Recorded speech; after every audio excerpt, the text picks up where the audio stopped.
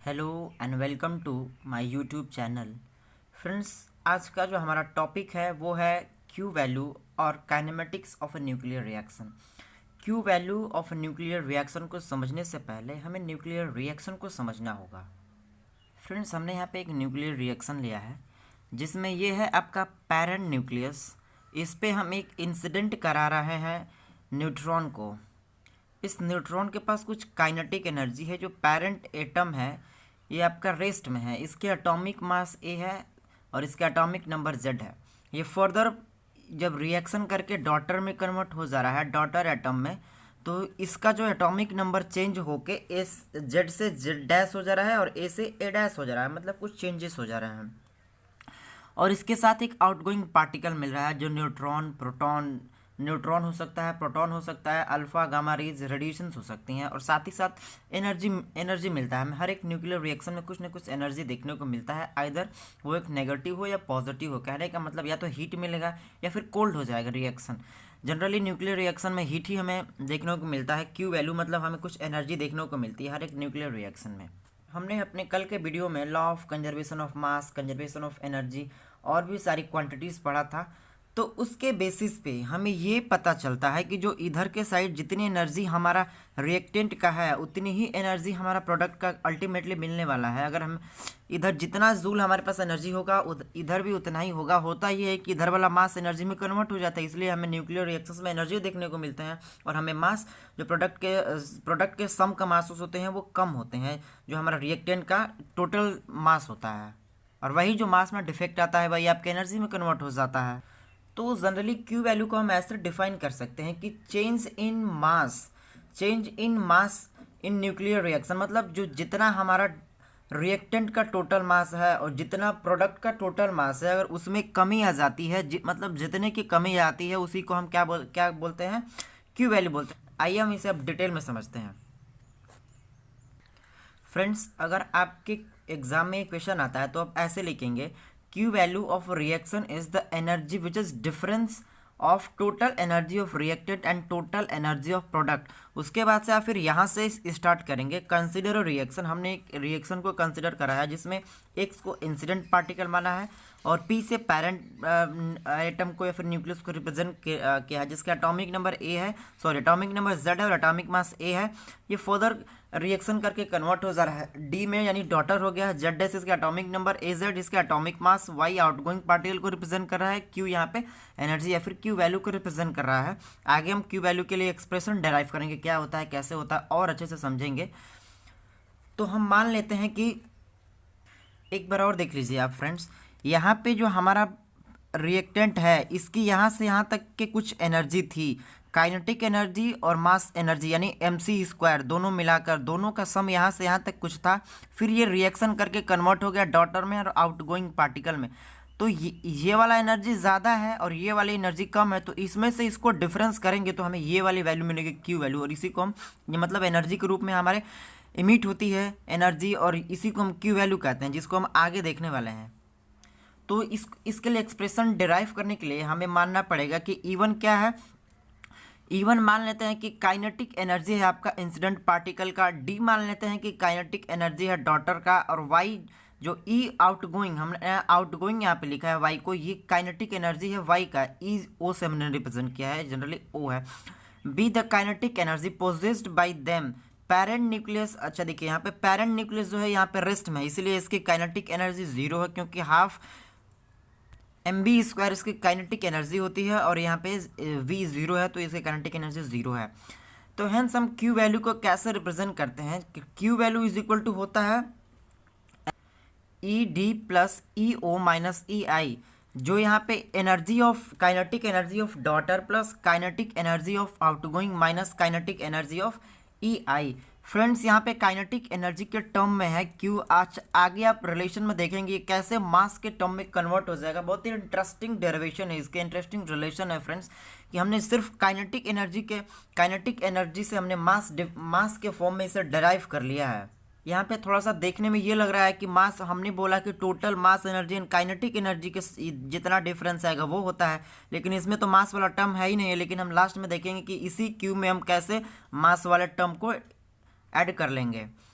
हमने कंसिडर कर लिया कि let M1 MP and MD मतलब मासेस हैं, ये आपके इंसिडेंट का है, यहाँ पे पेरेंट का है या डॉटर का है, और यहाँ पे O से है आउटगोइंग का, are the masses according to law of conservation of energy. हमने law of conservation of energy के हिसाब से पढ़ा था कि दोनों साइड के यानी कि रिएक्टेंट और प्रोडक्ट के साइड के जो सम ऑफ इंडिविजुअल मासेस होते हैं वो क्या होते हैं, कंजर्व होते हैं, यानी कि जितना मास रिएक्टेंट के साइड में होगा उतना ही मास आपका प्रोडक्ट के साइड में होगा। ये law of conservation of mass के बेसिस पे है, और यहीं से law of conservation of energy भी होती है। दोनों हमने कल पढ़ा था। तो law of conservation of energy के हिसाब से हमने क्या पढ़ा था कि total masses on left hand side is equal to total masses on right hand side, यानी कि E initial is equal to E final. Energy of initial जो एनर्जी है वो कितनी है हमारे पास, MIC² प्लस EI, मतलब जो हमारा आउटगोइंग पार्टिकल है, जो इंसिडेंट पार्टिकल है, जो हमारा एक्स वाला इंसिडेंट पार्टिकल था वो ये उसकी एनर्जी है, और ये वाला जो हमारे पास पेरेंट था उसकी एनर्जी है, क्योंकि इसके पास काइनेटिक एनर्जी नहीं है तो सिर्फ मास रेस्ट मास एनर्जी है जिसको हम MC² कहते हैं। तो P से हमने यहाँ पे रिप्रेजेंट करा है कि ये पेरेंट एटम है, और यहाँ पे इसका मास एनर्जी है आपका इंसिडेंट पार्टिकल का, और EI इसकी काइनेटिक एनर्जी। तो टोटल एनर्जी इसकी ये है और इसकी टोटल एनर्जी ये है। सिमिलरली ये किसके बराबर होगा, प्रोडक्ट वाले साइड के एनर्जी के बराबर होगा। तो प्रोडक्ट वाले साइड में हमने देखा था कि डॉटर वाले जो एटम था उसका मास MD था, इसमें C² से मल्टीप्लाई किया, एनर्जी में कन्वर्ट हो गया। इसके पास ED काइनेटिक एनर्जी था, प्लस M0 यानी आउटगोइंग पार्टिकल जो Y हमने रिएक्शन में लिया था उसके मास M0 है, MO है, इसमें हमने C² से मल्टीप्लाई किया, एनर्जी में कन्वर्ट हो गया, और प्लस EO यानी इसकी काइनेटिक एनर्जी ये है। फर्दर हम क्या करेंगे फ्रेंड्स कि ये वाला जितने भी मासेस वाले टर्म्स है इधर से इधर लेके चले आएंगे, तो बन जाएगा क्या, MI यहाँ से प्लस MP और यहाँ से मतलब MI और यहाँ से MP लिए हैं प्लस में, यहाँ से C² कॉमन कर लिया, C² इसमें भी है, C² इसमें भी है, कॉमन कर लिए, प्लस EI यहाँ पे बन गया। इधर ऐसे ही हो गया कि MD कॉमन कर लिया यहाँ से, और यहाँ से M0 कॉमन कर लिया, और C² इसमें दोनों में मल्टीप्लाई है तो C² ऐसे हो गया, यहाँ से ED मिल गया और E0 मिल गया। इसकी दोनों साइड की काइनेटिक एनर्जी का सम है। अब हम क्या करेंगे, मासेस वाले टर्म को एक साइड कर लेंगे और ये जो काइनेटिक एनर्जी वाला टर्म है इसको एक साइड कर लेंगे, जैसे कि इस वाले इक्वेशन में हुआ है। MI प्लस MP है इधर प्लस में, और ये जब इधर से आएंगे तो इसमें माइनस हो जाएगा, MD प्लस M0, इस दोनों में मल्टीप्लाई है C² का, तो C² का बड़े वाले ब्रैकेट में लगा के मल्टीप्लाई हो जाएगा, और ये वाला टर्म जो EI था वो इधर चला आएगा, यानी कि ED plus EO minus EI, और is equal to delta MC² होगा। देखिए कैसे होगा, ये हमारा जो टोटल मास रिप्रेजेंट कर रहा है, ये टोटल मास रिएक्टेंट का टोटल मास रिप्रेजेंट कर रहा है, यानी कि जो हमारा इंसिडेंट पार्टिकल था और यहाँ जो पेरेंट है, यही तो दो हमारे पास एटम्स थे उधर रिएक्टेंट वाले साइड में, तो रिएक्टेंट वाले साइड का टोटल मास रिप्रेजेंट कर रहा है, और हमारे जो प्रोडक्ट वाले साइड में थे एक डॉटर था और एक आउटगोइंग था, तो दोनों का जो मासेस का सम होगा MD प्लस M0, दोनों में जितना डिफरेंस है यही हमारा डेल्टा M होगा। इसको डेल्टा M से रिप्रेजेंट करेंगे, जिसको मास डिफेक्ट कहता है, यानी कि शुरू में तो हमने इतना मास दिया था लेकिन मास में बाद में जाकर कमी हो गई, तो वो मास कहाँ गई, इसी को मास डिफेक्ट कहते हैं, जो एनर्जी के रूप में हमें दिखती है। इसको हम डेल्टा MC² से रिप्रेजेंट किए हैं।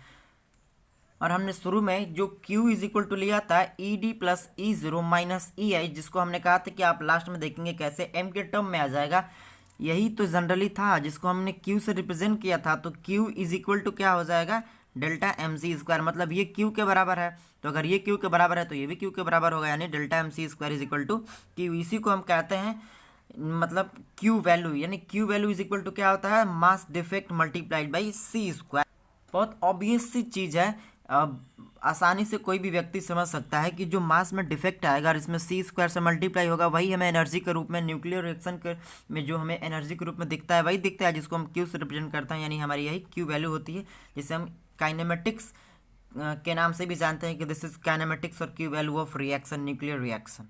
फ्रेंड्स यहाँ पे हमारे पास दो पॉसिबिलिटी होती है, या तो Q वैल्यू हमने ऑब्टेन किया है ये पॉजिटिव होगी, या फिर Q वैल्यू हमारी नेगेटिव होगी। अगर Q वैल्यू नेगेटिव होगी तो इसका मतलब क्या है कि वहाँ से हीट हमें हीट रिएक्शन में देखने को नहीं मिला है, बजाय हीट क्या हो गई, हमारी हीट गायब हो गई है, मतलब हमारा जो रिएक्शन है वो ठंडा हो गया है। तो रिएक्शन ठंडा हो गया है तो एनर्जी हमारे प्रोडक्ट वाले साइड में क्या है, एनर्जी कम हो गई। इसका मतलब तो यही है, अगर जहाँ एनर्जी ज़्यादा होती है तो वहाँ पर टेम्परेचर होता है, एनर्जी अगर हमारा टेम्परेचर कम है तो एनर्जी कम हो गई। इसका मतलब ये है कि जो हमारी प्रोडक्ट वाली साइड है उधर मास ज़्यादा हो गई। और यही लिखा गया है कि nuclear reaction is endothermic if Q is negative, यानी Q वैल्यू नेगेटिव है, it implies mass product is more than जब मास ऑफ जो प्रोडक्ट वाला साइड है is more than that of reactant के साइड से अधिक है। और दूसरी पॉसिबिलिटी ये होती है कि हमारी जो Q वैल्यू हो पॉजिटिव हो। Q वैल्यू अगर पॉजिटिव है इसका मतलब ये है कि हमें रिएक्शन में हीट देखने को मिल रहा है, यानी जो हमारा रिएक्टेंट वाला मास था वो एनर्जी में कन्वर्ट हो गया है, यानी हीट देखने को मिल रहा है। तो हमारा जो मास होगा रिएक्टेंट के साइड वो कम होगा प्रोडक्ट वाले, मतलब जो हमारा प्रोडक्ट में मास होगा वो कम होगा रिएक्टेंट वाले साइड से। जो हमारा प्रोडक्ट का मास था, जो हमारा रिएक्टेंट का मास था वो कन्वर्ट हो गया है एनर्जी में। तो यही दिया कि Q इज़ पॉजिटिव, जो मास है आपका जो डॉटर प्लस आउटगोइंग का ये कम होगा इंसिडेंट प्लस पेरेंट से, यानी जो हमारा ये प्रोडक्ट वाला साइड का जो मास है वो कम होगा रिएक्टेंट वाले साइड से, हमारा रिएक्टेंट वाला मास कन्वर्ट हो गया एनर्जी में।